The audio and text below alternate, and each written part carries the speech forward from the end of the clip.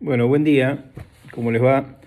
Voy a aprovechar una consulta que hizo un compañero en el foro para contestársela vía un video y agregar algunos conceptos más, así vamos agregando algún tipo de material para la unidad 2. Eh, Esto también lo voy a colgar en alguna otra aula porque va a servir como para despejar algunas dudas, así que bueno, no en todas las aulas va a estar la consulta de este compañero, pero nos va a servir como disparador. Entonces, bueno, una de las consultas que tiene que ver con persona humana tiene que ver con una mención a la norma cuando ésta establece que los herederos y legatarios podrán hacer partición de los bienes, pero no enajenarlos ni gravarlos sin autorización judicial. La pregunta en concreto es: ¿cuándo resulta antieconómica desde el punto de vista del ausente esta partición y que no habría que hacerla? El compañero realmente está yendo a puntos bastante específicos. La materia nuestra es introductoria, no estamos estudiando derecho como abogados, estamos estudiando derecho para administradores o eventualmente para contadores públicos. Pero bueno, vamos a tratar de despejarle la duda. En realidad, lo antieconómico tiene que ver con que la partición, partir, es dividir. Y a veces la división de un patrimonio no es estrictamente, no se puede hacer estrictamente conforme los bienes. Los valores, obviamente, no van a estar de acuerdo a la necesidad de partición. Si supongamos tenemos dos bienes, por decir una cosa, dentro de un patrimonio y hay que dividirlo entre dos personas, no justamente van a tener el mismo valor como para que la partición sea un bien para cada uno.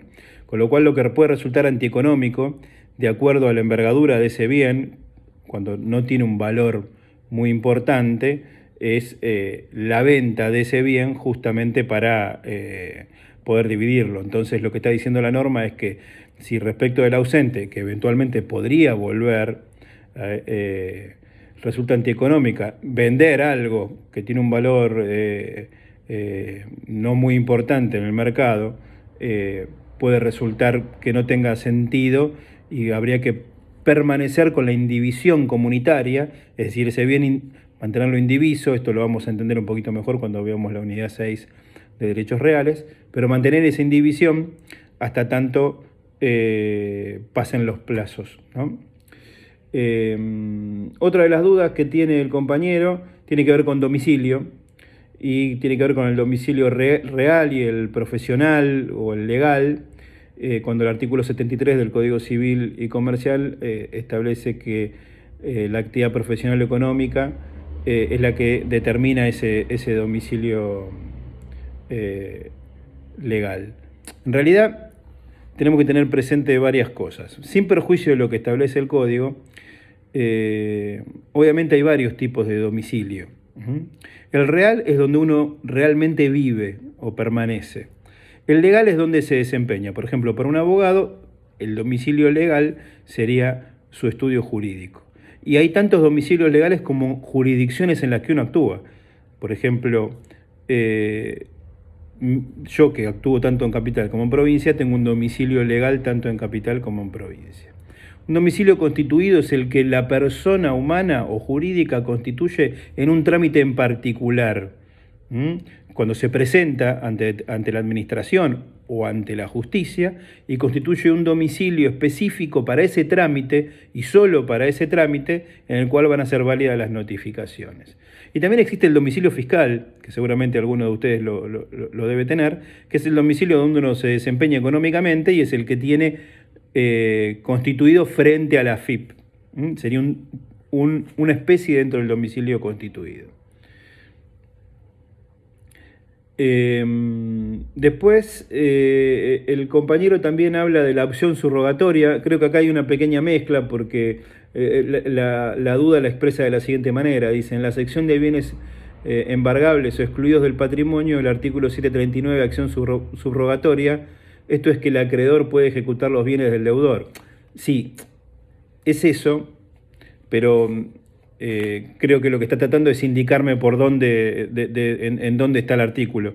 No tiene nada que ver con bienes embargables o no. La acción subrogatoria es una acción judicial. La posibilidad de que una persona se presente, accione es decir, haga que el engranaje de la justicia comience a trabajar. Ese es el derecho a accionar que tenemos todos, es decir, es de peticionar ante la justicia un resultado, que puede ser a favor o no, pero tenemos el derecho a pedirlo. ¿Qué sucede? A veces el acreedor no puede cobrarle al deudor porque el deudor a su vez es acreedor de una tercera persona y este deudor no ejecuta esa deuda o no acciona a los fines de que percibir esa deuda y que se acreciente su patrimonio para que yo, acreedor, pueda cobrarle. Con lo cual, lo que me otorga el 739 es la posibilidad de subrogarme en los derechos de mi deudor y ejecutar al tercer deudor a los fines de que yo pueda percibir mi acreencia. Y después, por último, me habla de la responsabilidad penal, la duda que tiene, en específico dice, ¿por qué una persona jurídica carece de responsabilidad penal? Las personas jurídicas de hecho deben actuar por medio de sus representantes, pero este representante alguien le está diciendo cómo actuar. Me suena contradictorio, no entiendo bien a qué le suena contradictorio al compañero, pero vamos a tratar de explicar un tema. La responsabilidad penal, ustedes saben que es de derecho público en principio, está fuera de nuestro ámbito, es derecho público y la intervención del Estado. Hay un orden público, un interés general en juego. El derecho penal tiene como consecuencia de la conducta previamente tipificada en una norma, una pena. Esa pena puede ser tanto de privación de la libertad como de una multa, en principio. A una persona jurídica no se le puede privar de la libertad porque es una ficción creada por la misma norma. Por eso es que se habla de que la imposibilidad de que exista responsabilidad penal de la persona jurídica. Lo que está diciendo el compañero es, alguien le está dando la orden a la persona jurídica de que realice ese acto, pero la realidad es que si hay un acto fraudulento o defraudatorio ordenado por un representante o en última instancia por el que administra y ejecutado por el representante, esas personas van a ser pasibles de una acción judicial y de una pena del derecho penal, pero no en este caso la persona jurídica va a ser responsable penalmente. Sin perjuicio de eso, no está tan actualizado el texto, hay una ley, la 27.401, que modifica y crea la responsabilidad dentro de nuestro ámbito jurídico en la República Argentina de la responsabilidad penal de la persona jurídica. Y uno de los trabajos que van a tener que hacer, conforme a esta duda del compañero, va a ser investigar esa ley y hacer un pequeño resumen en el foro que establece la ley respecto a la responsabilidad y qué penas establece, de qué carácter para las personas jurídicas. Y bueno, me gustaría agregar en este video un par de cositas que vi que también hay dudas respecto de la incapacidad. Quiero que quede clara una cosa, tanto en los inhabilitados como en los dementes y las personas que tienen una incapacidad de comprensión que no les permite administrarse a sí mismos, es necesaria sí o sí una sentencia judicial. Hay un proceso judicial que tiene que llevarse adelante para que un juez determine esa incapacidad. No es una incapacidad como, por ejemplo, la incapacidad de hecho de los menores, que por el solo hecho de un dato objetivo, que es la fecha de nacimiento, saber cuál es la edad en determinado momento, ese dato objetivo ya trae como consecuencia el hecho de la incapacidad. En este caso estamos hablando de que tiene que haber una acción judicial previa, y en la acción judicial, a través del asesor de incapaces, esta persona va a tener representación judicial, va a ser oída a través de este representante y va a tener derecho a exponer sus consideraciones, sin perjuicio que lo pueda hacer o no, porque lo hace a través de un representante que la norma le establece y que participa en el juicio. Es un juicio contradictorio, no es voluntario, no es que una parte se presenta, por ejemplo, un pariente de la persona eventualmente incapaz, demente o inhabilitado, y pide la incapacidad y por el solo hecho de comprobarlo el juez la resuelve. No, más allá del tema de la prueba hay una contraparte que es la representación de este eventual incapaz. Y después me parece muy útil que ustedes vean algo interesante.